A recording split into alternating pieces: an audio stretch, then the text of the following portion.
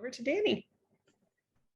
Like any other session, we are going to start with a breathing exercise. I have found these to be extremely helpful for me personally on Wednesdays, just because I don't take deep breaths often enough. So it's a great reminder for me. So we're going to just follow this GIF as a guideline and take 3 deep breaths. So we're going to start now. Here we go.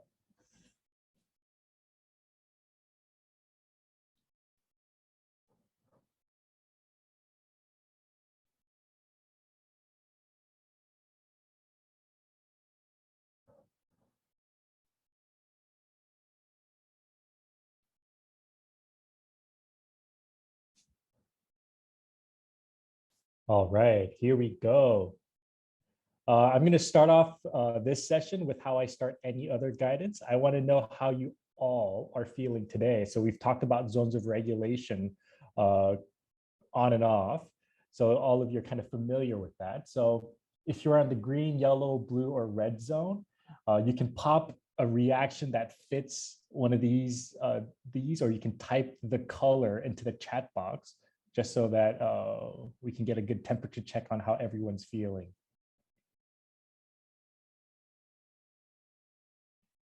And like in any other guidance, while students are typing it, I just say it out loud. I'm kind of in the blue zone. I'm very tired.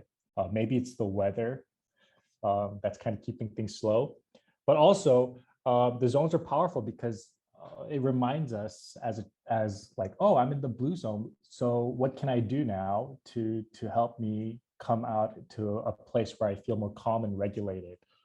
For me, it has been coffee if I am in the blue zone in the morning. So that's my strategy oftentimes.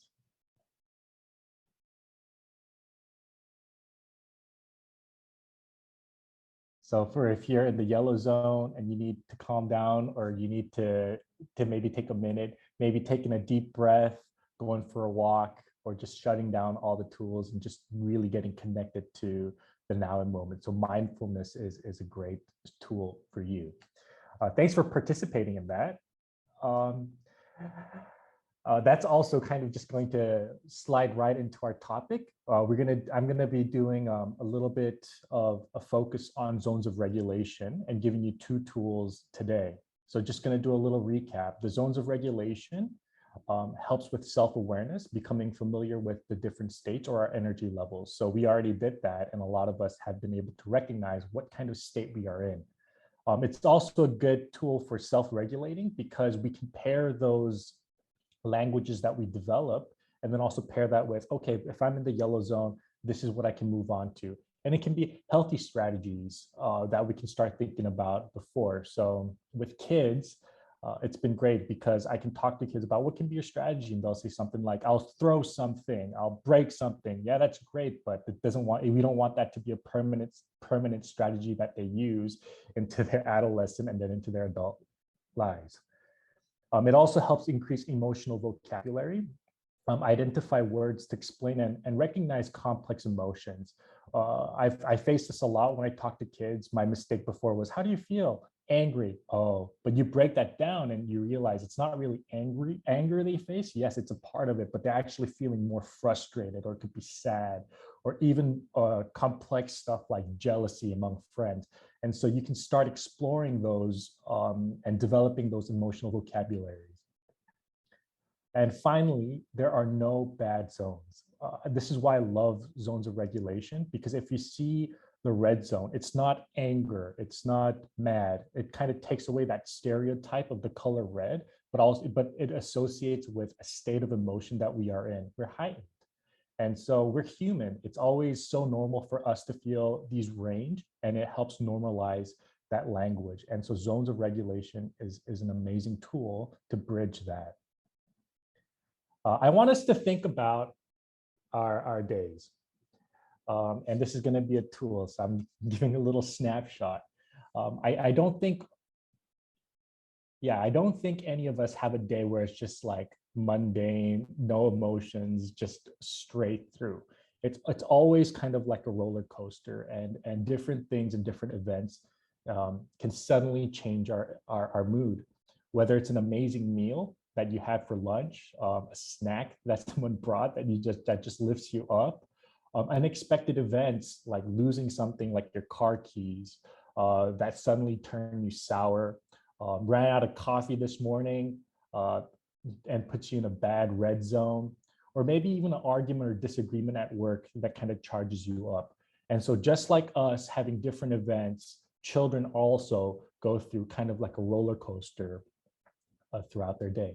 So the tool that I want to bring to all of you is called zones across the day. And so utilizing the zones of regulation, you can create a little schedule chart like this and start mapping out the different zones periodically throughout the day. And this tool is really great because it helps identify patterns. For example, like if you see this sample here, we can see like doing morning jobs, math, there's a blue zone that's repetitive. And if this is one day, you can start mapping this out to see, oh, you know what? Jack here, for about a week, every time we do math, he goes into a blue zone. And so by identifying the patterns, we can start placing support and proactive measures before those times. So whether it's, hey, you know what, let's quickly go and run up and down the stairs, let's go and take some deep breaths and start preparing before these difficult tasks and being aware. And also it allows children to see the normality of ranging emotions and that there are no good or bad zones. And I think that's very important to break that barrier for children, because oftentimes they'll think, oh, red is bad, being angry is bad, and associating that. And having feelings is not a bad thing. And also, two more points. This kind of across the day tool is really good for a conversation and reflection points at the end of the day, when children are maybe a little bit more calm, to look back and think, hey, you know what, during morning job, you seem to be in the blue zone a lot. Like, let's talk about that and start exploring that, whether that's a storytelling tool that we've explored before in our previous sessions, or doing storybooks to really help support your child in identifying different proactive measures. And also, finally, the consistency with zones. I mean, I love zones. It's a powerful tool. We use it at school. And so to be able to do that at home just strengthens the foundation to understand that better for the children. I'll be attaching this empty template at the end, so you'll have access to the exact same thing, but it'll be empty. Okay, so this is another exercise that I have prepared for us. If you see in your Zoom, oh, mine's up here. You're gonna have a little reaction button and you'll be able to do thumbs up and thumbs down, like so. If you have found it, can you just show me a thumbs up? It'll be 3 dots and then has a little reactions tab. If you cannot find it, you can type it in the chat with an emoji, like so. Oh, uh-oh, I can't find it for some reason. Oh, yep. Like this. Or you can show me with your hands. That's fine too. This is how I do it with my students. So you're getting a little bit of taste of how I do my guidance lessons with your children. So trying to be flexible and creative with all the outlets. So let's think about us. After a long, exhausting day, where is it? Oh, there we go. If this is you, thumbs up. If this is not you, you don't have to do anything, or you can put a thumbs down. After a long, exhausting day, I want to eat good food. That's a thumbs up for me. After a long, exhausting day, I want to get lost in a good book. This is not me. Sometimes this is the last thing that I want to do. Just saying. After a long, exhausting day, I want to exercise and blow off steam. This is me.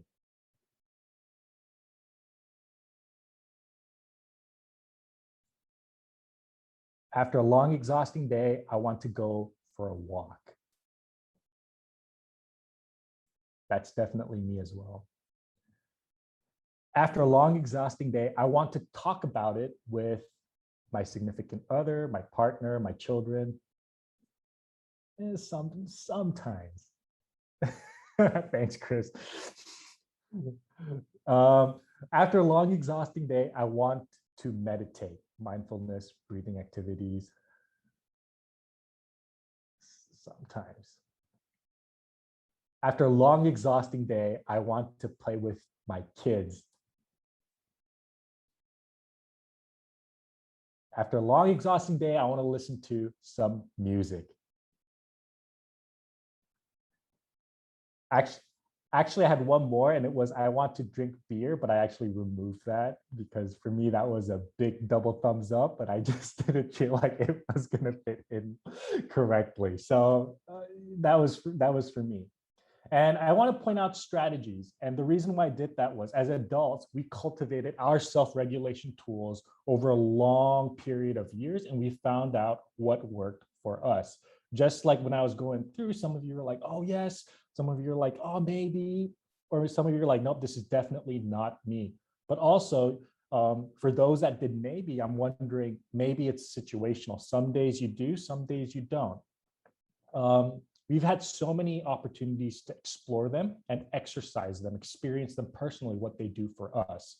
We know what our go-tos are. And so for me, some days I want to talk about things. Some days that's the last thing I want to do. Some are extremely good and some are not so good. So that's why I removed drinking beer, because it's probably not the healthiest choice if after every exhausting day, my go-to is to drink beer. It's to diversify and know what are the healthy choices that I can have. And so I want to bring this back to our children. And so this is a tool and worksheet that I want to also push to you to explore the various tools that you can provide for your children. And you know your kids best. You know what works and what doesn't. But also kids, they won't know what works for them without trying and exploring the different things. Some kids thrive on deep breaths. Some kids thrive on reading books and playing putty. But just because they liked playing putty once doesn't mean that should be the go-to. And just because it failed after 2 times, you should give up on it.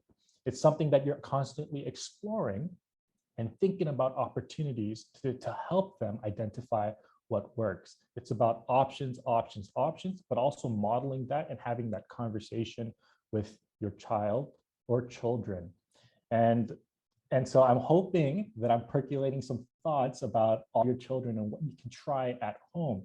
And so this is a great tool because it's just very self-explanatory. Like you can start sitting down with your kids and writing down the lots of different tools that they can have. The list is very, very long. And you can start thinking about it. Hey, what would this help you with? Yellow zone, put that in there. Maybe it also helps with the red zone, put that in there.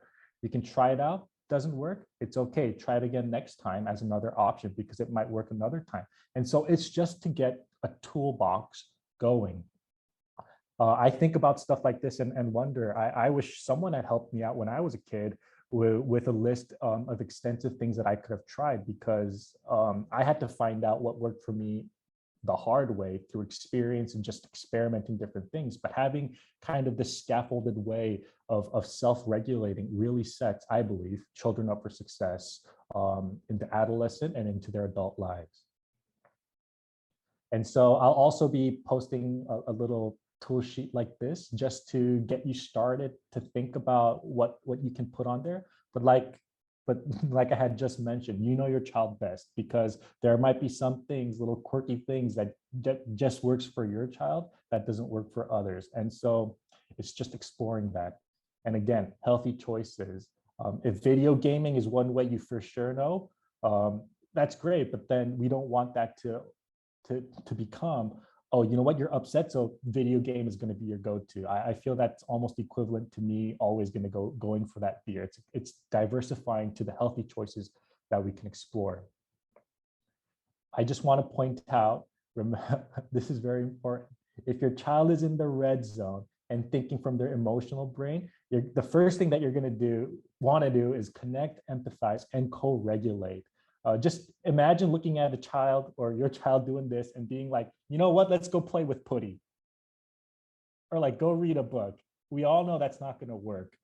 Once children start stepping into that red zone, it's very difficult to start implementing and thinking from an executive in an executive way. So taking deep breaths, co-regulating, connecting, empathizing, and then exploring that, or helping them come back to the green zone and exploring things.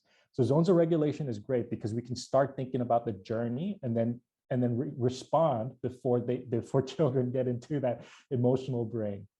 I also think about myself. Sometimes when I'm super angry, normal things don't work for me either. I think adults and children are very similar in that way. I'm just going to give you a minute to read Calvin and Hobbes. I love Calvin and Hobbes.